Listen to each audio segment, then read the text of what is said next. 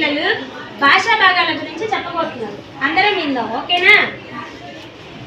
First భాషా భాగాలు ఎన్ని ఉంటాయి వాటి గురించి చెప్పబోతున్నారు. You standard. భాషా భాగాలు ఎన్ని ఉంటాయి? 5. తెలిపి 1 by 1. నామవాచకము, సర్వనామము, క్రియ, విశేషం, అవ్యయం. శ్రీరామ్. You standard. భాషా భాగం అంటే ఏంటి అర్థం? భాషలను భాగాలను భాషా భాగాలు అంటారు. Very good Sriram. You standard. నామవాచకం అంటే ఏంటి? నామం అంటే పేరు. పేర్లను తెలియజేసే పదాలను నామవాచకము అంటారు. కొన్ని ఉదాహరణలు చెప్పు చూద్దాం. రాముడు, సీత, లక్ష్మి.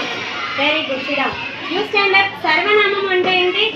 నామవాచకానికి బదులుగా వాడే పదాన్ని సర్వనామము అంటారు. Very good Sriram. ఉదాహరణలు చెప్పు. అతడు, ఆమె, అది, ఇది. శ్రీరామ్.